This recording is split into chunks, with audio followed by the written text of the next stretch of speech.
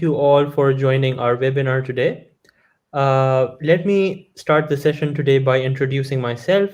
My name is Hashim Noor, and I am a client technical specialist at IBM. I have been working at IBM for almost 4 years now, and my areas of focus are AI, APIs and microservices, and blockchain. Also, on today's call, I have along with me my colleagues Anam and Tosin. So, Anam and Tosin, can I please ask you to introduce yourselves first? Anam, you can go first if you want. Thank you, Hashim. Hi, everyone. My name is Anam, and I'm a cloud developer advocate at IBM.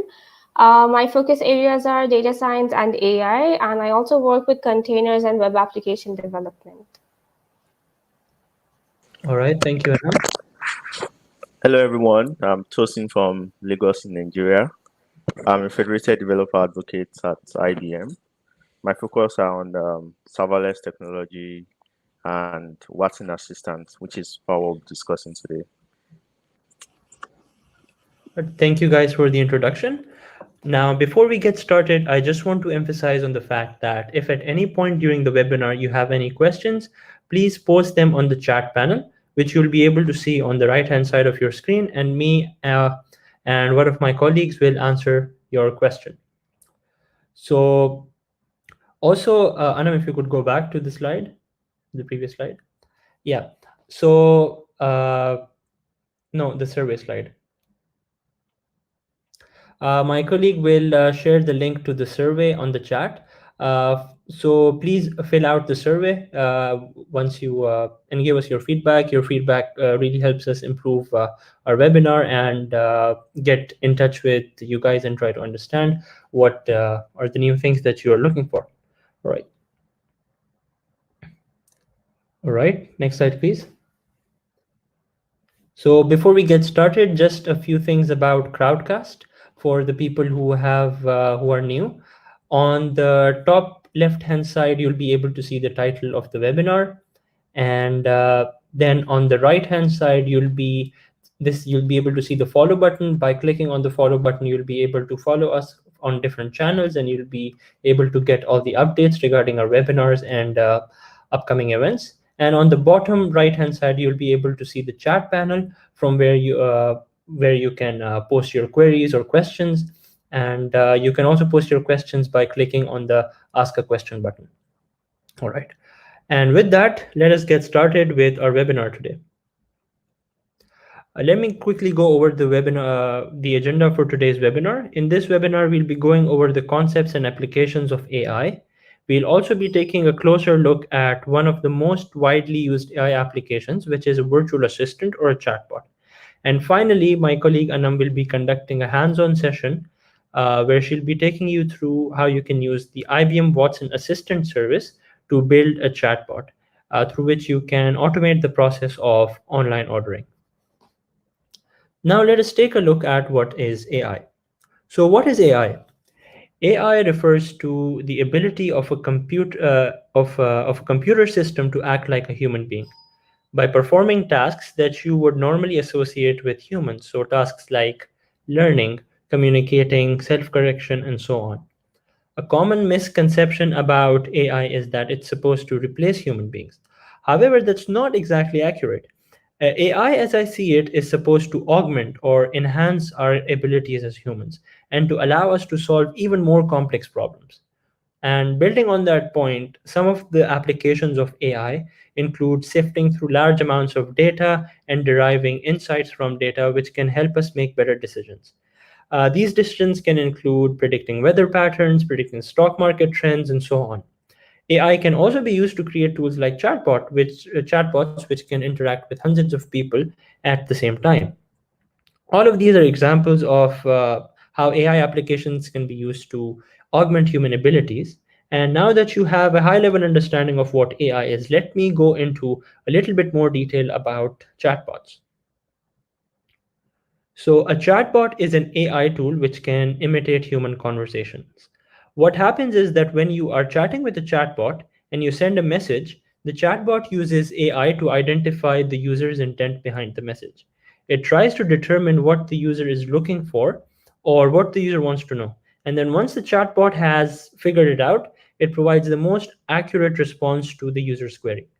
Chatbots have many examples, many applications. They can be integrated with websites to make it easier for users to browse through the websites. They can also be used in applications to answer frequently asked questions or get feedback from users.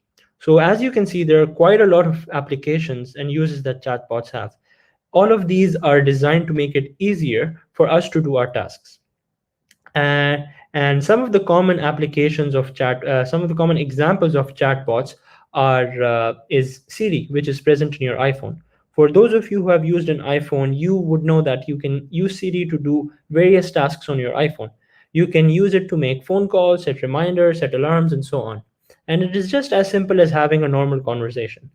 You would ask Siri to make a phone call to someone in your contacts, and it will do just that.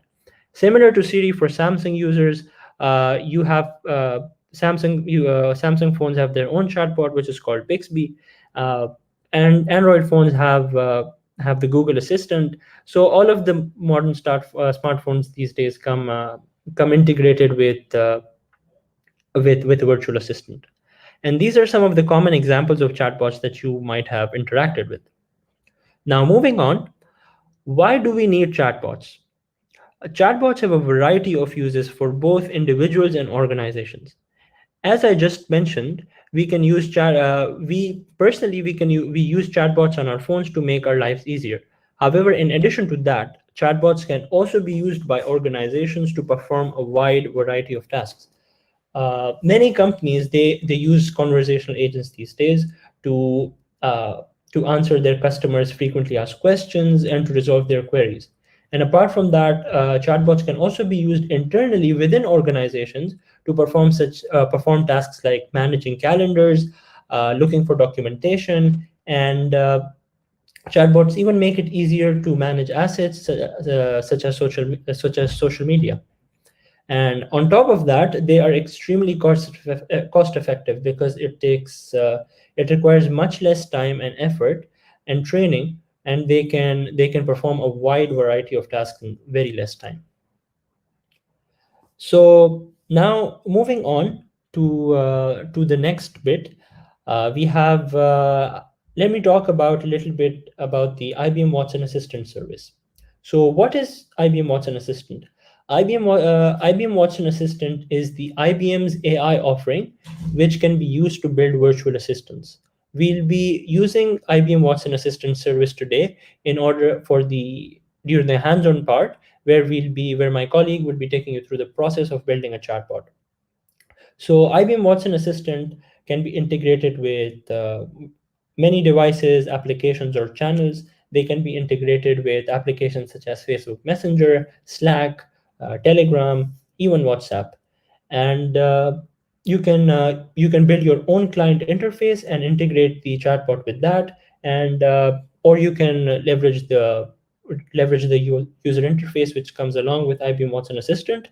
It supports up to 12 different languages, and one of the really cool things about IBM Watson Assistant is that you don't need to write code in order to develop a chatbot.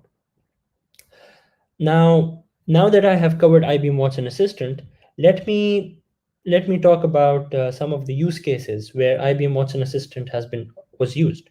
One of the examples of where Watson Assistant was used was for a company called Vodafone, which is one of the largest telco providers globally.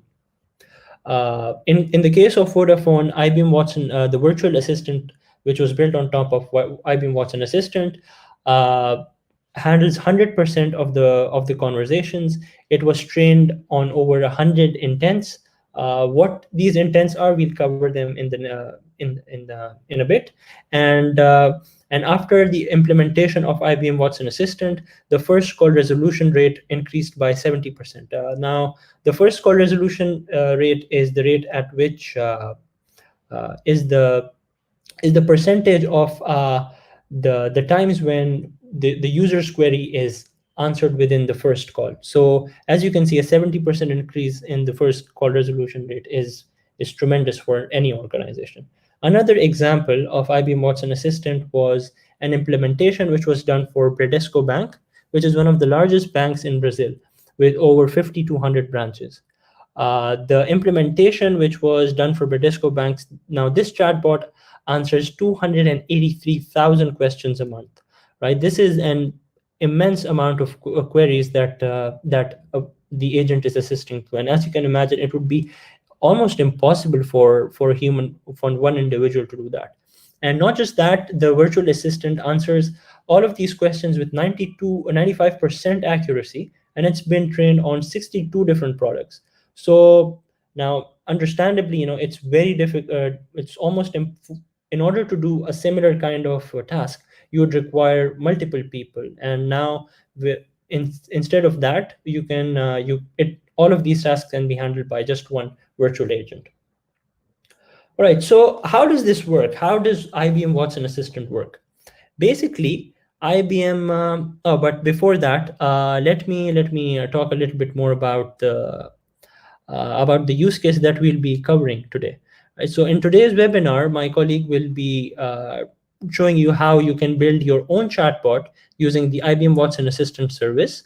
When this chatbot can be used to order online during a pandemic. So as you can imagine, shopping in person these days can be extremely risky because of the ongoing pandemic. So, and the task of ordering groceries or ordering food can be automated through an AI-powered agent. Now, what this system will do is it will process the incoming requests by the users, and it will convert them into formatted orders list. So once you input what you want, whatever it is, let's say you want to buy some meat or some whatever groceries you want to buy, you can just type it for the Watson Assistant, and it will convert it into lists and in an organized fashion, and the order will then be sent to the grocery store, and they can then it can be integrated with the inventory database, and it can be used to optimize supply chain and so on. All right, so this was the about the use case that we'll be covering in the hands-on session. So do stay in tune for that. Now let me talk a little bit about how the IBM Watson Assistant service works. Right, what exactly goes into a chatbot? A chatbot has three major components, which are called intents, entities, and dialogs. You put these three components together, and you will have a fully functioning chatbot. It's just as simple as that. However, but I want you all to remember these three components because we're going to be using them in our demo today. So now let us take a more in-depth look into what these three components are. So firstly, intents. As the name suggests, intent is the purpose behind a user statement. So it is basically what the user intends when they communicate something with the chatbot. So if I say to the chatbot, set a reminder for me, my intent behind that statement is that I want to set a reminder. Simple, right? However, it is very important for chatbots to recognize your statements and map them according to the right intents, because it is only then that the chatbot will be able to guide you correctly or provide you with accurate information. Moving on, we have the second component of the chatbot, which are intents, which are entities. Entities are used to further clarify the user's intent. So as I mentioned in the previous example, if I say to the chatbot, set a reminder for me, my intention is to set a reminder. But the chatbot needs more information about my intent in order to help me appropriately. So for example, the chatbot needs to know what time the reminder is for, what date a reminder is for. And all of this additional information, which is further used to explain the user's intent, it comes under the heading of entities, right? So this information is captured and it is saved as entities. Lastly, we have the dialogue. The dialogue is the flow of the conversation. It is basically how the chatbot will actually respond to the user's queries. And so let me build on to the example that I just mentioned. Once I say to the chatbot, set a reminder for me, it will categorize that my intent is to set a reminder. It will ask me follow-up questions such as what the time of the reminder is, what the date of the reminder is, And then once I've provided the chatbot with all that information, it will set a reminder for me. So this whole flow of conversation, me asking the chatbot to set a reminder, the chatbot asking me additional questions, and then responding back with a confirmation message, all of this entire flow is called the dialogue. So on a high level, these are the three main components of a chatbot: intents, entities, and dialogues. And you'll be taking and hopefully it will be more clearer how it can be used in practice during the hands-on session. One very important feature which is offered in the IBM Watson Assistant service is the analytics. Analytics is a very important aspect of the Watson Assistant service, and because it can help you gain insights on how your virtual agent is performing. The overview page provides you with a history of conversations between the users and the virtual agent, and it can provide you with insights as to how many queries you're receiving at a specific duration, what are the users mostly asking the chatbot, and then all of this information can be used to further enhance your virtual agent. So that is it for the theoretical aspect. Now my colleague Anam will take you through the hands-on demo where you learn how to build a virtual assistant which can help you place orders automatically during a pandemic. So Anam, the floor is all yours. Okay, thank you, Hashim. Thank you so much for the insightful presentation. I hope you guys understood some parts of it, and the rest of it we can help you out with through the hands-on session to be more clear. Now, the first thing I would like you all to do is click on the button that says Workshop Resources, and you will land onto this GitHub repository right here. Okay, and the reason I'm saying this is because we're going to use this GitHub repository to actually, in the end, deploy our application. So once you land onto this page, you can clone it using this link over here. You just need to copy this link, and in your terminal, you will have to just write git clone. 1 second, it's acting weird. Yeah. Okay, so you will have to write git clone and then paste this link over here, and this should clone the repository that you have. Okay, I've already cloned mine on the specific directory that I would like to clone it on, and I have it ready. So I would encourage you all to do the same. Now, the other things that we'll be using from this repository is going to be the assistant skill. We will be uploading this assistant skill to IBM Cloud Watson Assistant, and I will show you all of the steps that go into building this skill. Next, we have the application itself, where we are creating the database connection, the Watson Assistant connection, and then the table creation for the database. Well, we will be connecting all of this through the JSON file, where we will be entering our credentials for the database as well as the Watson Assistant credentials. Okay, so then next, I want to talk about the README. The README has all of the step-by-step guide to what we will be doing today and how everything needs to be done. It's all there. So just to show you the flow of the application, what we will be doing is we will be feeding data into the Watson Assistant using the UI, and then we'll be converting the data that we retrieve from the user. We will extract the intents and entities, and then we will store that information from the customer that we get into the database. And we will then be connecting this whole application. Then this database application can be viewed by the admins on the dashboard of the UI, which will be deployed onto the Cloud Foundry.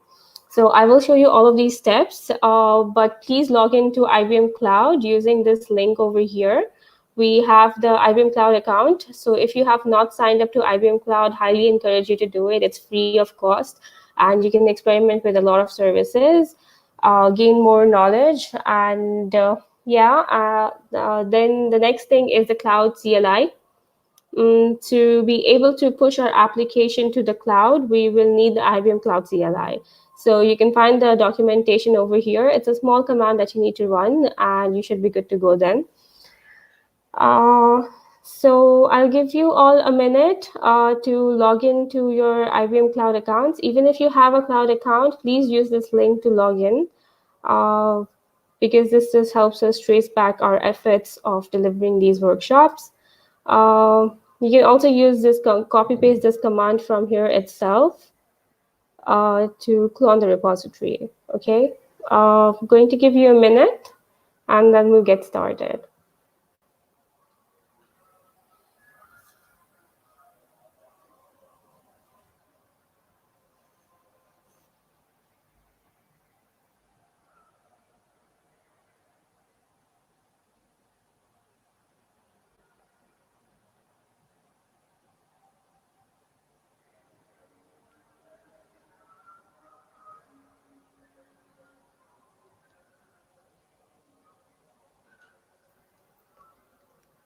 Also, if you have any IDE that you would like to open, please do open the IDE so that we can copy paste the credentials whenever needed.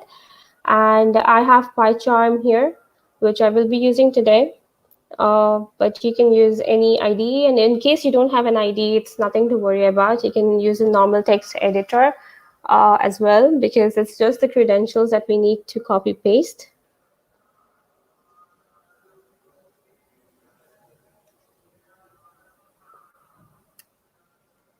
Okay, I hope you all are ready.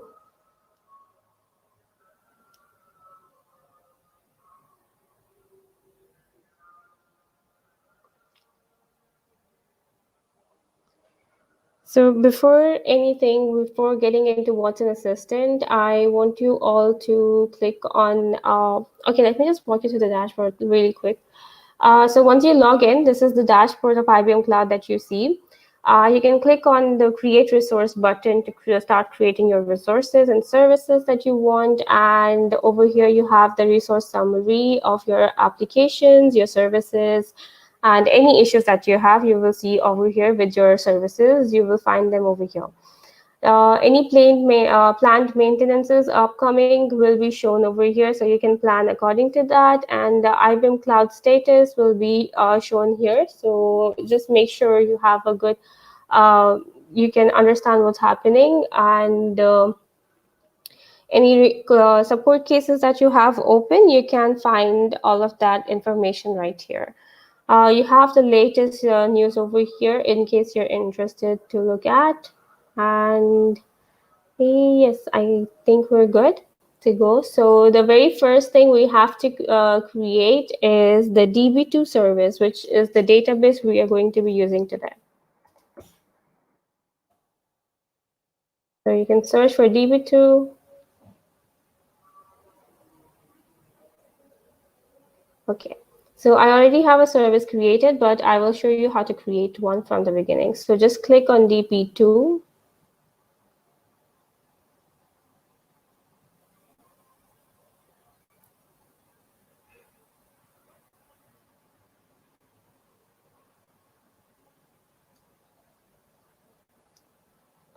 All right. So once you land onto this page, you can choose a location over here. You can choose whatever region you would like your service to be in.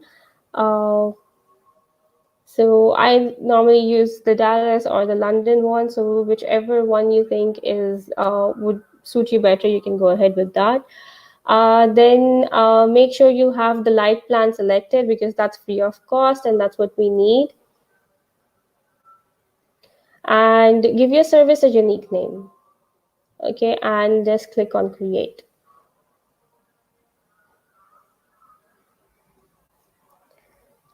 So search for DB2, select a location,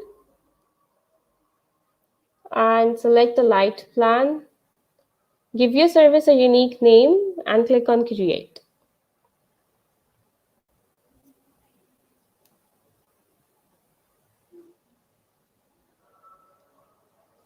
Okay. So the next service is Watson Assistant.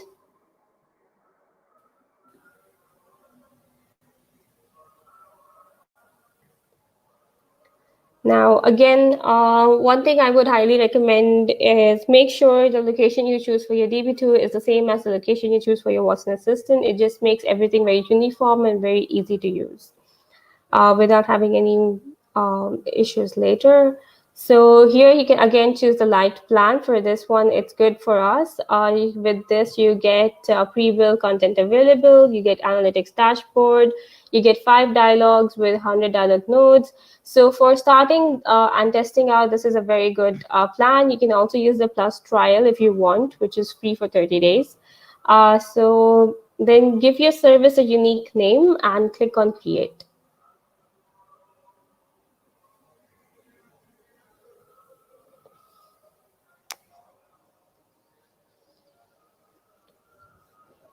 So first we created the DB2, and now we're creating the Watson Assistant.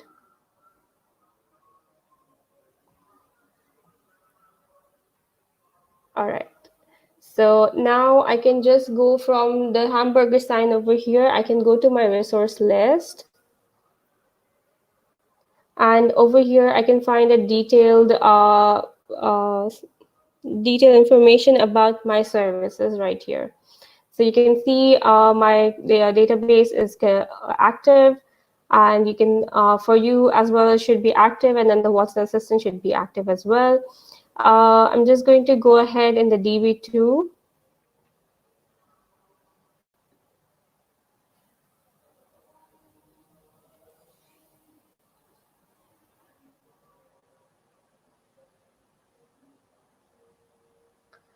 And you need to click on service credentials and then click on new credentials.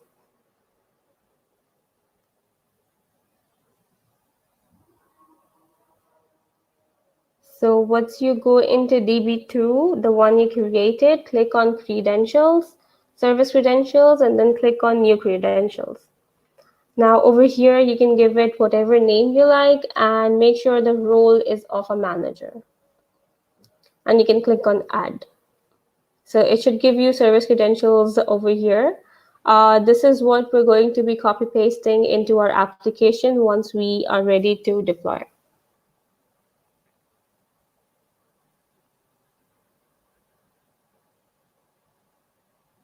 So once we're ready to deploy, I'll show the step again, but I just wanted to make sure that we're on the same page. Let's move on to Watson Assistant. Moving back to the resource list, I'm going to click on Watson Assistant.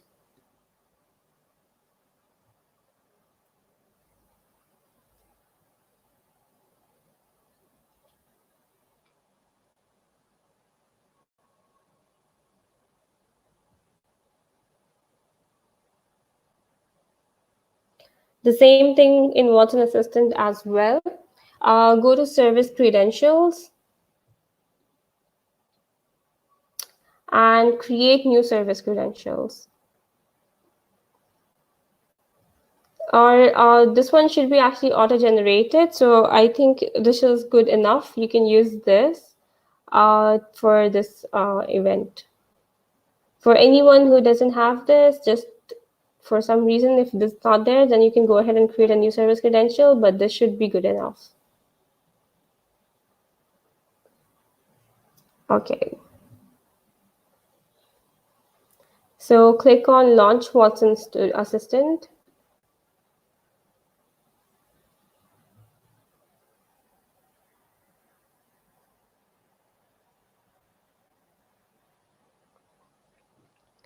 Okay, so I'll just give a minute so that everybody is on the same page.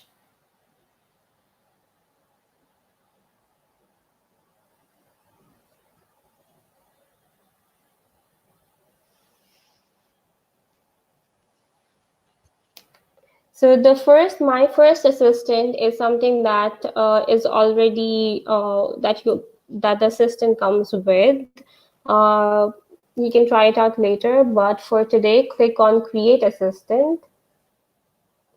And once you click on Create Assistant, you will find this page over here. You can name your assistant whatever you like.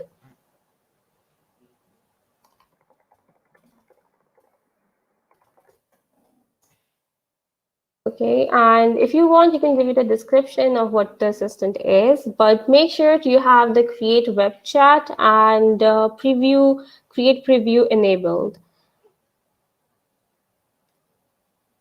This will help us to test, the preview link will help us to test our assistant before we can actually deploy it and see how it interacts. So it's just for ease that you can use this. Once you have this done, you've entered a name. If you want a description, all of these are enabled. Click on Create Assistant. Okay, so now we're inside we've created an assistant. We have to add a skill. Now there are 3 options that you can use to add a skill. There's a better version for action skills that you can try it out if you are interested in using chatbots. It's really interesting. You can use that. Then there's a dialogue skill in which you can see how everything goes about and the way the dialogue goes on. Then in the search, you have the you need the plus plan for that. So you have a 30-day trial period if you're interested for that. For this webinar, we'll be using the dialogue skill. So click on Add Dialogue. Okay. So if you have, once you click on Add Dialogue, you should see this for yourself because you have a new assistant. So if you have an existing skill, you can add that, or you can create a new skill. For creating a new skill, this will be from scratch, where you define all your intents, your entities, the dialogue flow, and giving your, so you can give your skill a name. And like Hashim mentioned in the presentation session, that we have different languages available. So you can see that you can choose any language from here. And you can then click on Create a Dialogue Skill. Then you also have an option to select sample skill. In this case, we have the customer care sample skill, which will be the basic customer care time hours and things like that. Or you can upload a skill. Okay, you can create your own skill and upload a JSON file and use that as well. So this is what we're doing today, because from the GitHub repository in the assistant, we already have a skill and we will be using that skill. Now, something before I move ahead is Hashim mentioned the dialogue flow is basically where everything takes place. The way your chatbot interacts with your users is through how you design your dialogue, right? Now, there is a little bit of issue in the dialogue skill that we're uploading. And if at any point you can figure out what that issue is, you can put that in the chat below. And let's see who gets it right. I will be showing you in the end what the issue is.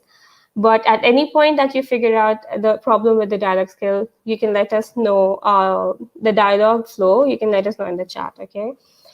Let's see who figures it out. So you can go ahead and click on drag and drop the file. Now, so I have this over here. I have it. This is where I clone my repository. Inside my repository, I have Python skill. I have assistant skill. I'm going to go into that folder. And then I have auto processing skill JSON. So we have to upload this file.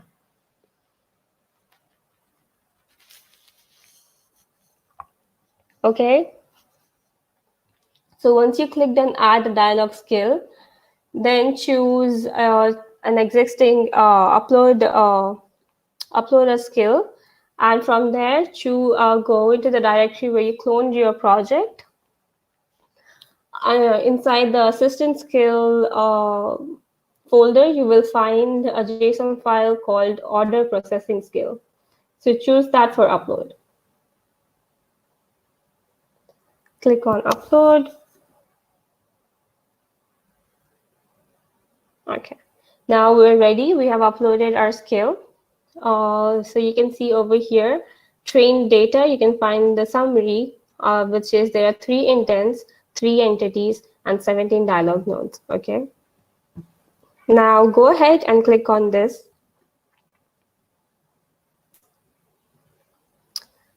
And you will land onto this page. Now, as Hashim mentioned, what intent is what the user is trying to say. And over here, we have 3 intents, which is COVID, order, and stop. So inside COVID, and also just a fact is that an intent always starts with a hashtag. So hashtag and then whatever name you give it, that means this is an intent. So you're giving your intent a name, and you can also give a description of what it is. You can then start to enter user examples. Now, what is user examples? User examples are something that the users can use to interact with your chatbot. So since I'm naming this COVID, so I'll have all the user examples related to COVID. So somebody could ask coronavirus. Somebody could type it as COVID-19. Someone could enter, I want to know more about COVID, latest news on COVID, what is COVID? So any of these intents, when a user enters any of these statements or something related to these, the assistant is going to recognize it as COVID, and then it's going to give the appropriate answer as to what we plan in the dialogue.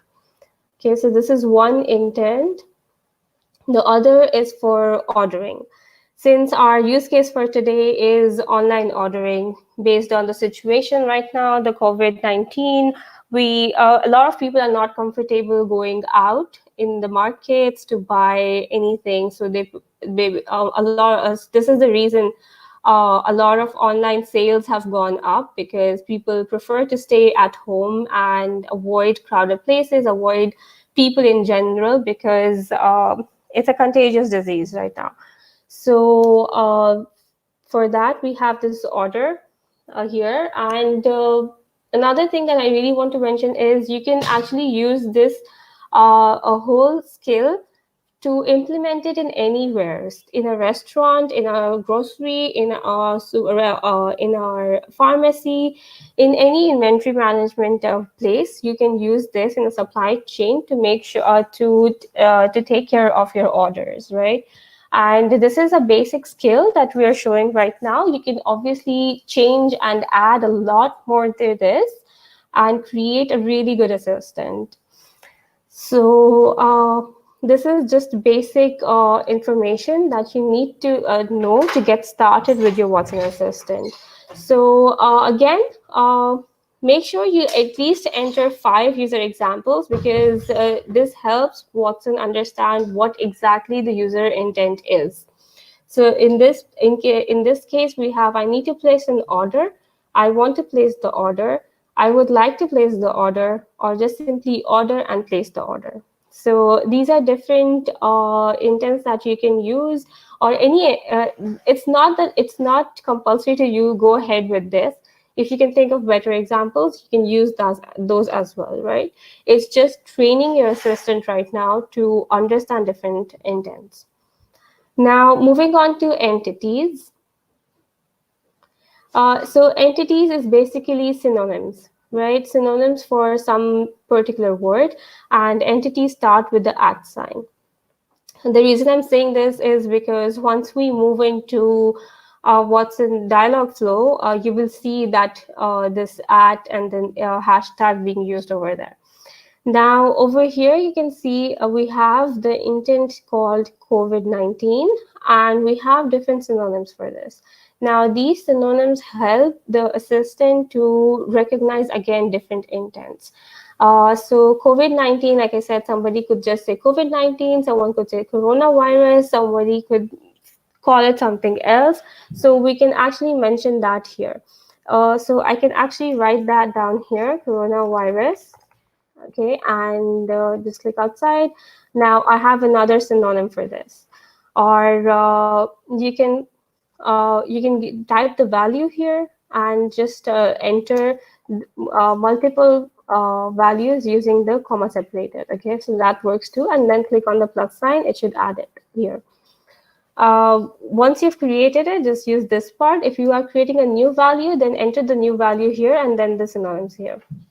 Okay, now going back to the same thing is for the products. You have different products that you have, and so this is how it recognizes it.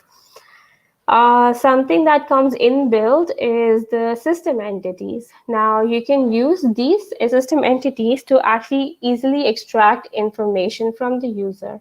You can extract time, date, currency, percentage, number, and all you have to do is just turn on these entities over here, and you can easily put these into your dialog flow and extract this information very easily. Now, the next part is the main part. And this is where you actually have to find the problem. If you can figure it out, put it in the chat and let's see what happens then. Now, this is the dialog we have. We have a welcome node. So each of these are called nodes, right? Now, this is a node and this is a node. The ones under these are called child nodes. Okay, so welcome node has 3 child nodes, but then this intent again has more child nodes, right? So anything that comes under it is called a child node, and then the main node itself is just called node. So this is a main node and this is a main node, but these 3 are child nodes to the welcome node. Okay, now the welcome node, what exactly is it? So whenever you open your assistant, there's a message. Whenever you click on an assistant, you will see, for example, Siri is going to tell you, how can I help you? Or another banking assistant may tell you, hi, my name is this and this is this, and these are the options I can help you with, or is there something else you want to know? So the information that you get at the very beginning is what the welcome node is. Right? So here, this welcome node is basically saying, greetings, welcome to COVID-19 help desk, select from the options below. Now, one thing you can do is so to make your assistant seem very seamless and very realistic, you can enter different variations. So here it says this whole sentence. You can actually change the wording of the sentence and put in a different variation and click on random. So this way it's not sequential. This way, every time a user comes on board, you have a different reply to it. It will not always reply with just one sentence, right? So this is something you can look into. And if we have different options on how the assistant can respond. The assistant can respond with text, options, image, or you can directly say to connect to a human agent, right? So for example, if it's a banking application or something with the inventory goes wrong, or something that's like, as maybe your order is not taken care of properly, then you can always have the option to connect to a human agent. All right, so now it says select from the options below. So now over here, we select options and we have a list of label that says place an order and know about COVID.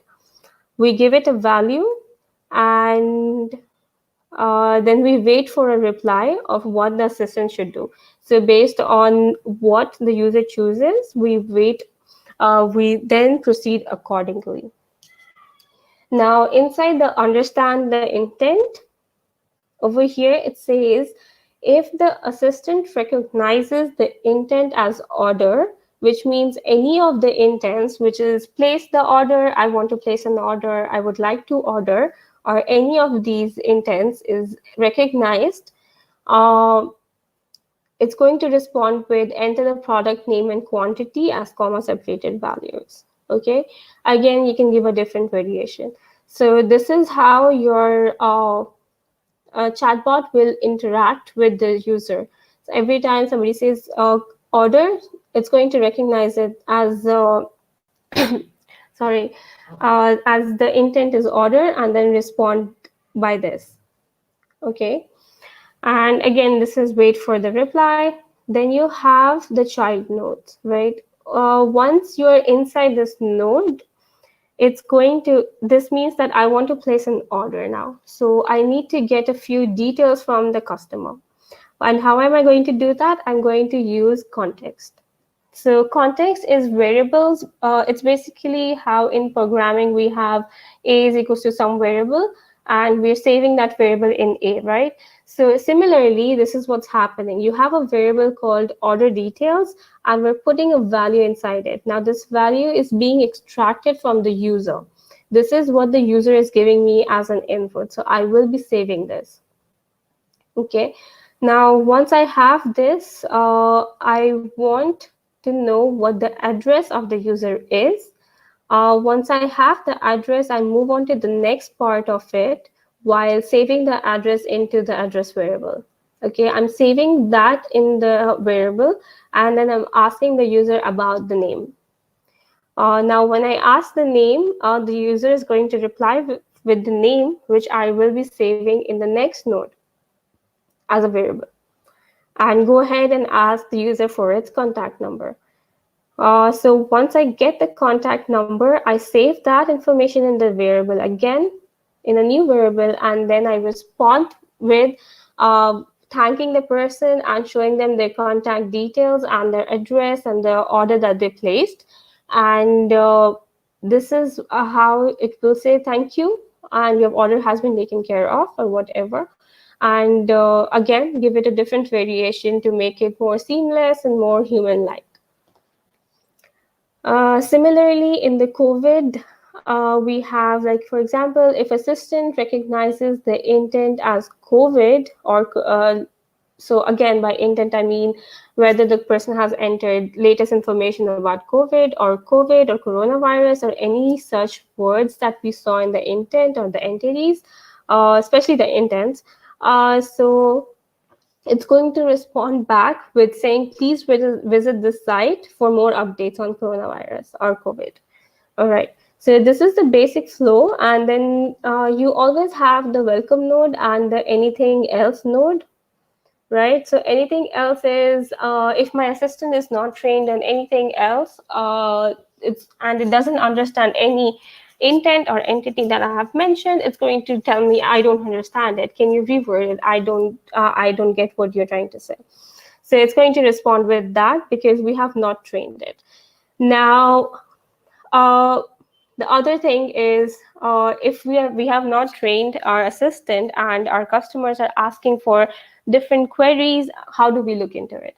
For a new business, it's really difficult to attract customers. So this is something where Watson Assistant comes into play, and we have the analytics page. Right now, there's nothing because we don't have any conversations, but I'll show you again once we are done.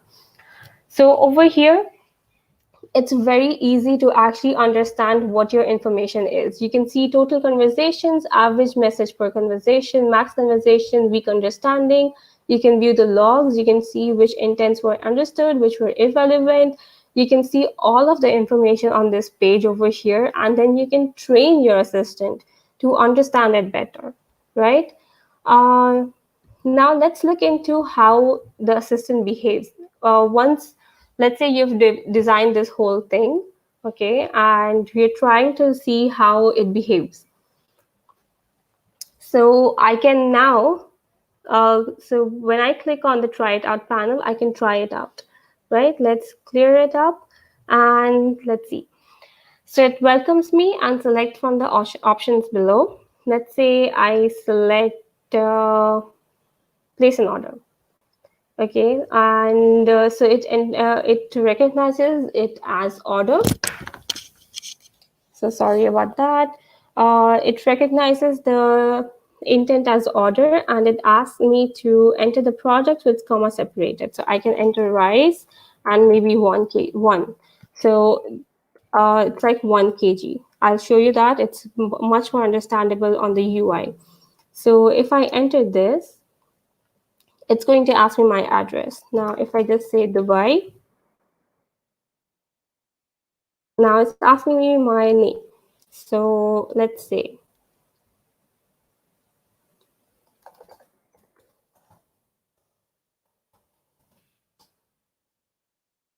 okay, my contact number, I can just give it 0501234. So now I have my information and it says this will be delivered. Now I want to ask about COVID. So you can see it doesn't understand what I'm trying to say, which doesn't make sense because the COVID, it does recognize the intent as COVID. It does recognize the entity as COVID-19, but it doesn't understand. It's not getting me that information that we saw over here, right? Why is this happening? So the reason this is happening is because we have all of these all of these dialogues under the welcome node, which is not the right way. So this is the main issue of the workflow over here, and this is the reason it doesn't recognize what's happening. We'll fix that. But before that, I just want to show you how these variables are saved in the manage context. So you can see over here, all of these are saved: the address, the contact number, then the order details and the person name. Okay, so all of this information is saved over here. Now, how do you fix this issue? Is simple. All you have to do is duplicate this node and delete all the child nodes over here because it's duplicated right here. Okay, now just delete. It has 4 other child nodes. Just delete all of them.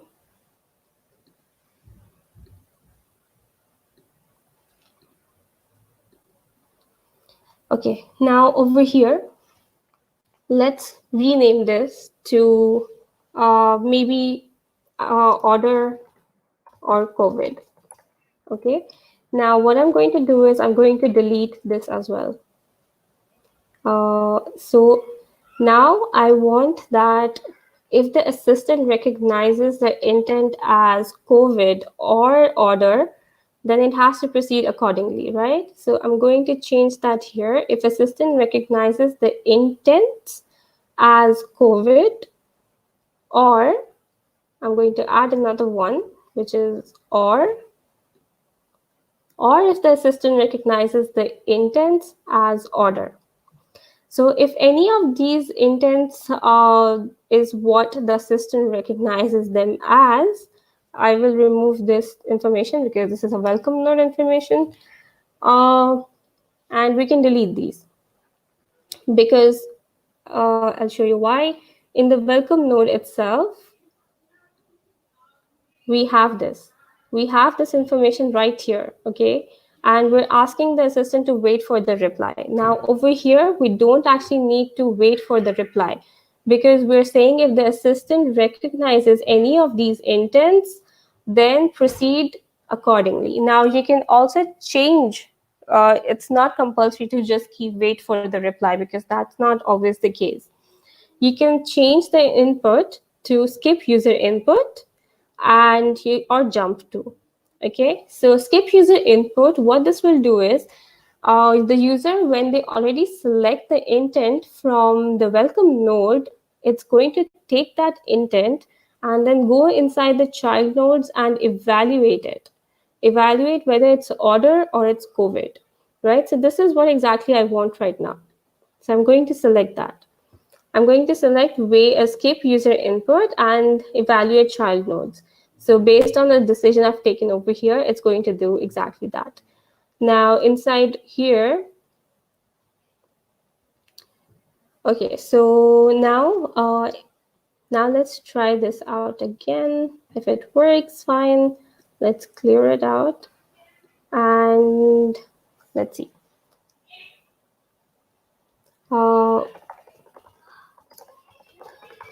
Let's put in a proper sentence.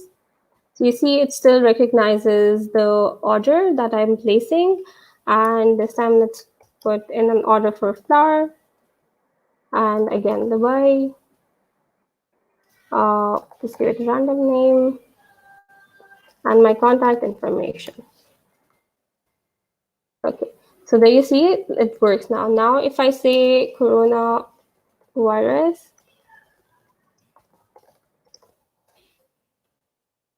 there you go. So you see it works now. It works perfectly fine because it can understand, because based on the intents is going exactly to the proper dialog node that I wanted to go to. The reason this didn't work is because it's a welcome node. It's evaluated only once. So every time I want to, so if I didn't fix this issue, I would have to every time close it and then open it or refresh it for it to give me a message that says, hi, greetings, or whatever it is, right? So you don't want that to happen. So this is very important. And this is one reason we did this today, is to make sure that you understand nothing goes under the welcome node because it's processed only once. So make sure you take care of that very well. And the way you design your dialogue is very important. Everything really depends on the way you plan your dialogue. The way the assistant is going to interact is based on the way your dialogue is created. The flow of the dialogue matters a lot. So now that we've checked all of this information, let's go ahead and try to deploy our application and see what's happening, how it looks like. Oh, by the way, you can also go back to the assistant over here and remember the preview links that we enabled? They're right over here, right? So you can also use a different integration method, which can be phone or a third party, Slack, Facebook Messenger, but so you can try all of these out if you wish to. These are different applications that you can integrate your Watson Assistant to. So if you click on the preview link, you will see over here. So you can see how your dialogue is going to look like. I don't want to start over here. I really want to get into how to deploy it using Cloud Foundry, so that in case you have any of you are working on applications and stuff like this, you can integrate it with your applications as well then. All right, so remember we have the DB2 credentials that we created. So you have to copy those credentials and open the IDE that you would like with this thing, the project open inside it. And in case you don't have an IDE, please don't worry, it's totally fine. Just open your IBM DB2 credentials.json file in a text editor, and you need to just copy paste the credentials. Okay, so that's it. You can see this is the credentials. Just simply copy these from here and paste them over here. Okay, I have done that. Now the next thing is Watson Assistant credentials. So from the Watson Assistant page, if you are using the auto-generated credentials, then you can use those. You can take the API key from even the manage page over here, the API key and the URL. You can take these, or you can, if you created another new one, you can use that information. Okay, so API key and URL is what you will need to put into your Watson Assistant over here. Now, how to get your Watson Assistant ID? We're inside Watson Assistant, so I'm just going to close this over here, right? And the dialog that you created, let's go back to the assistants. And over here, this is the one that I created right now. Click on settings, and you will find the service credentials and everything here as well. Now, Watson Assistant ID, this is the ID that you need. Okay, so this ID is what you need to copy, and you need to paste this IDE here. So I'm going to do that as well and save it.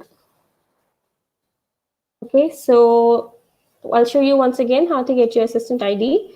From the main assistance page, click on the three dots towards the right, and over here, click on settings. Okay, when you click on settings, you will see the assistant name, assistant ID, URL, API key, and everything. So you can use this information from here to extract your API key, assistant ID, and paste that in here. Under Watson Assistant credentials.json file, paste your information over here. Okay, now in the manifest file, I'll just walk you through quickly. Let me zoom in so it's more clear for you all. Okay, so in the manifest file, you can see this says application name COVID help desk. I just added a one. You can keep it as it is. Then in the app.py, you can find all the information. Let me zoom in again. Okay. I hope this is more clear. So you can find all the imports that you have, how you're connecting your assistant IDs, session IDs, credentials, and everything is mentioned over here. You're creating a table, and then you're connecting your table to the database. You're connecting your Watson Assistant here, and then the IAM Authenticator, which is the Watson for IBM Cloud.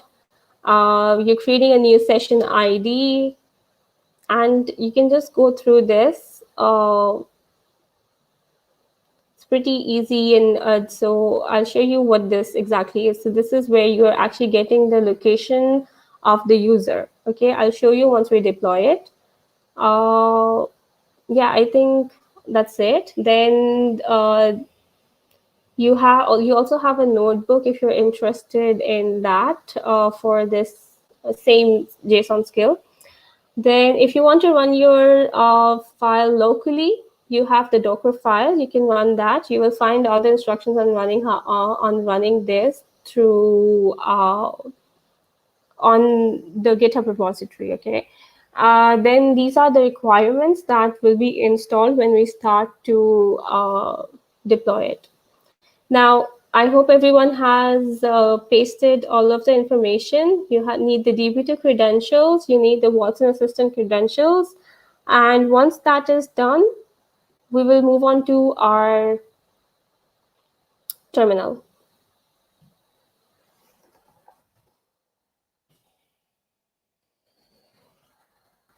So just move into the directory where you cloned your repository.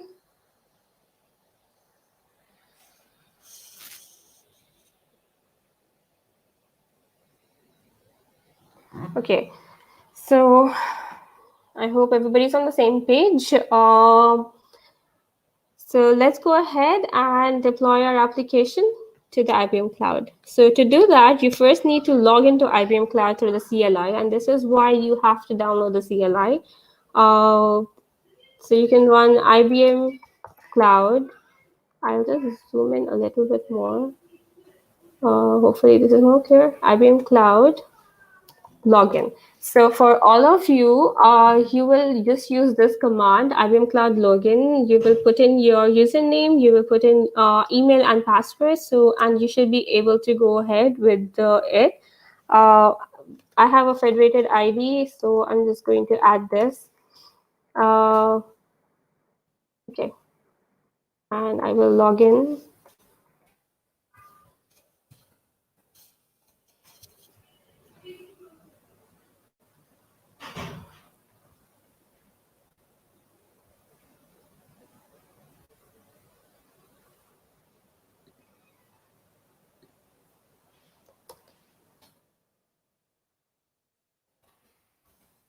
All right, so I will use my account for you. There shouldn't be an issue. All right, so now I have logged into my IBM account. If you want, you can target the resource group using this command over here. It's going to be default, so you can do that. I'm not going to do that. Now you can see you have the organization and space here this is empty. So because of that, so like Cloud Foundry API endpoint is empty, organization space is empty, right? Now we need to target a space and an organization. So how do you target a space in our organization? You simply just do IBM Cloud target --cf.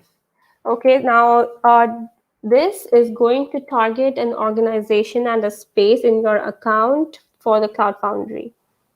Okay, so let's go ahead and enter.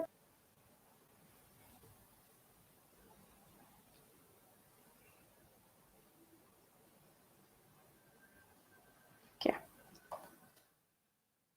Just move this a little bit off. Okay, so now you see I have this API endpoint for the Cloud Foundry. I have an organization and a space targeted. So this should make it very simple and easy to push my cloud application that I just showed you to the cloud and deploy it. And how do you do that is IBM Cloud CF push. Now, this will take care of everything. You notice I didn't have to install I did not install any requirements from the application. This is going to do it all by itself. It's going to find all of that information in this file. So using all the commands and everything, it's going to find it. And so all of these requirements that you see over here will be automatically installed. And yeah, I think that's it. So the code is in app.py. You have the different templates for the dashboard and the index page. I'll show you that information. So you can see it's downloading all the packages that are required. And if anybody is doing it locally, you can do that as well. In the GitHub repository, you will find the links to install your application through the Docker file.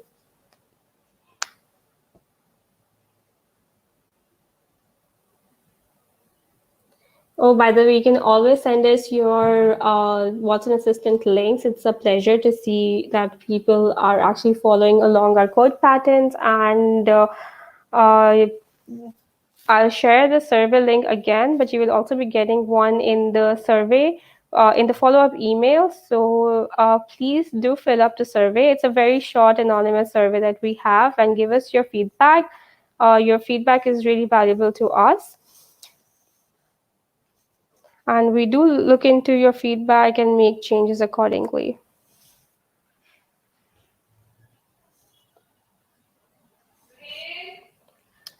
Okay, so now you can see it's running the DB.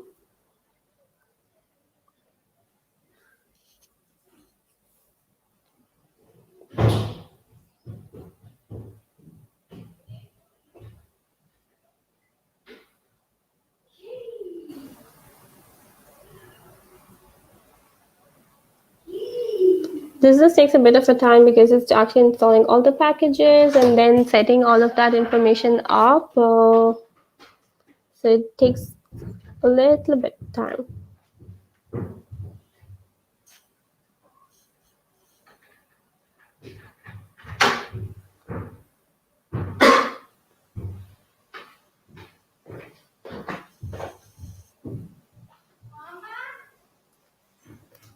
Okay. If you guys have any questions, please let us know. We can answer that in the meantime.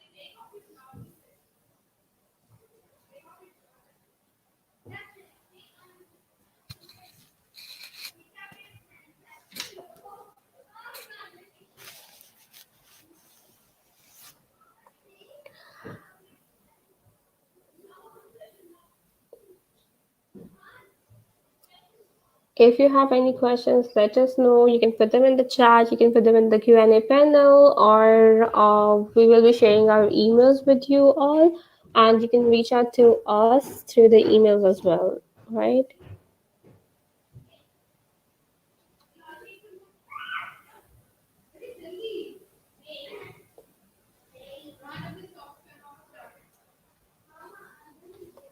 Okay.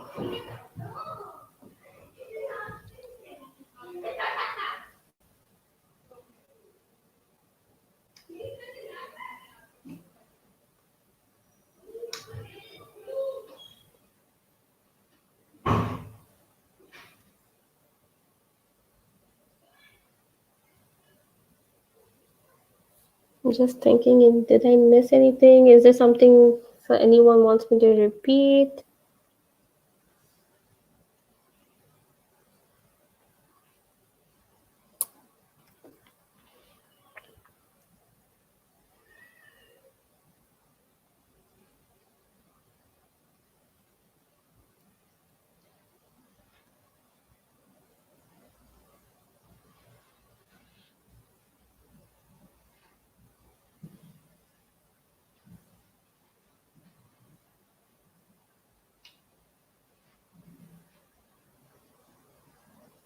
All right, we're almost there.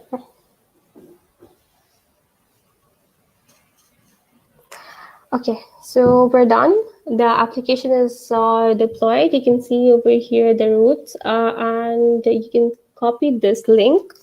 I'll show you how you can find your application through IBM Cloud as well. So just copy this link and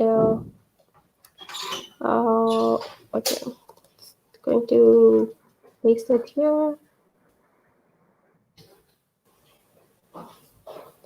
Okay.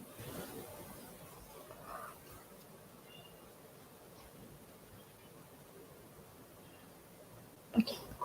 So under your resource list on the dashboard itself, since this is taking a while, okay. So this is what the assistant looks like when it's deployed. So you have the greetings, you have and then you have the options below. You can choose one of the options, but let's say I enter, I want to know more about COVID.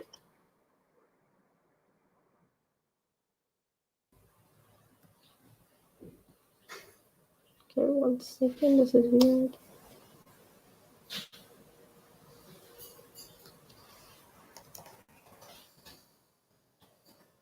Okay.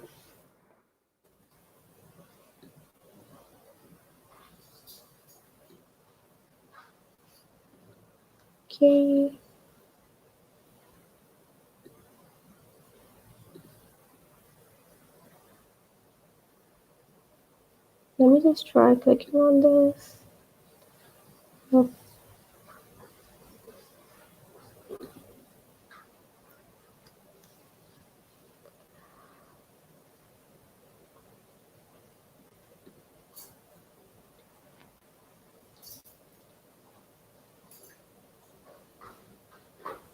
Let's delete this.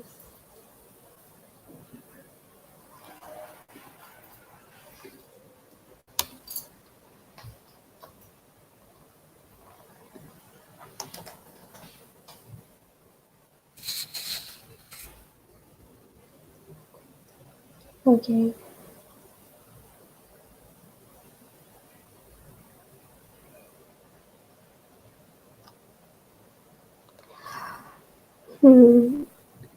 Let me just try this out here. Yeah, that works. Okay.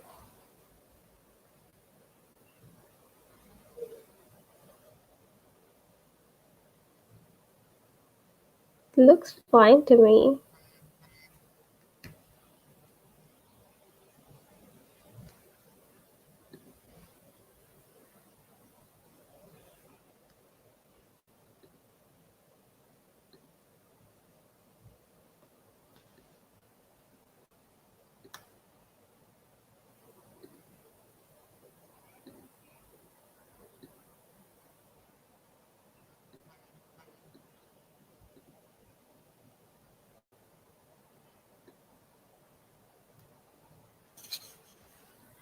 Okay, let's check out the place an order first, and then let's see if the COVID works fine now after deleting those two lines. Uh, so let's say I want to order rice, and that's 1 kg. I want to order fur, that's also in kg, so 1. And let's confirm the order.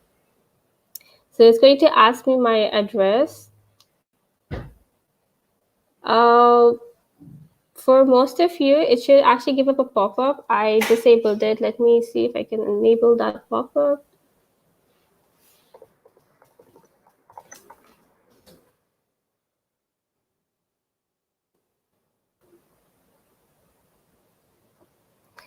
Okay.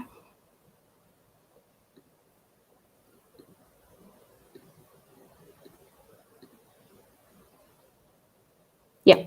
So over here, it will ask you for your location, right? So if you can go ahead and allow your location, this will get you the exact location of your your exact location. I don't want my exact location to be public, so I'm just going to go ahead and click on don't allow for myself, and I'm going to enter the Y. And when just enter all of your information, this I will show you is then being saved into the database.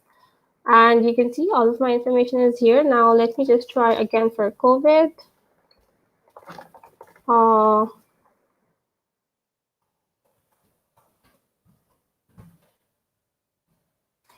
Not working. So now you can see you can visit this link over here, and you can get the updates for it. Okay.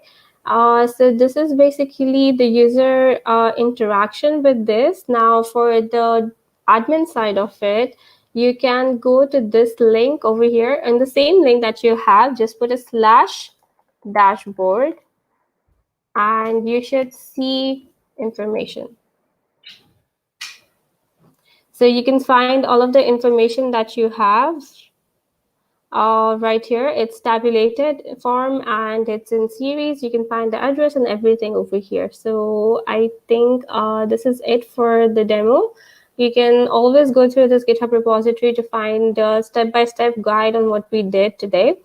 I'm going to move to the presentation part of it. And if you have any questions in the meantime, put them in the chat below. So just to wrap up, we looked into what artificial intelligence is, and it's the ability how basically you can have tasks being automated and being intelligently done. And then a chatbot that can help you imitate human conversation with the object, with any, and you can basically make the dialogue flow in the way that you prefer. And we also looked into why we need chatbots and why they're important for businesses. Like Hashim showed you use cases of how Vodafone has 70% first call rate increase, and then how it's handling a lot of information very quickly. Instead of having multiple agents do the task for you, you can train your Watson Assistant to improve. And then the major thing is that you have analytics with IBM Watson Assistant. So with the analytics, you can really benefit with your business, and you can improve the customer experience through it. You can learn what is not working out for your assistant, and then improve it. You can train it. Now, the 3 building blocks of Watson Assistant is intents, entities, and dialogues. Dialogue is really important because this is how your assistant is going to interact with your users. And intents is basic. You have to give examples for intent, so your Watson is well trained to understand any intent that is there. Again, moving back to the survey, please fill up the survey. It's a short anonymous survey that you can give us feedback on. One really good, small request that I have from you all is, if you have any special needs that you want us to cater for, do let us know in the survey or in the chat. It's up to you. The survey is anonymous. If you want your name to be hidden, that's perfectly fine. You can give us your feedback on how we can cater to you better. And Yeah, and do fill up the last question so that we know if you're interested or not in participating. Here are some useful links that we'd like to share with you. You will get all these links in this follow-up email. And IBM Digital Nation platform, it's a really nice platform available for MEA and Africa. You can sign up to this platform and gain skills, innovations, and look into different job roles and earn badges as well. There's a mobile application as well available on Google Play. You can download this and earn badges from here. You can then share your badges as well, and you have different ideas that you can build applications on. So that's it, and thank you everyone for joining today. Hope you enjoyed the session, and if you have any questions, we'll take them now. Thank you.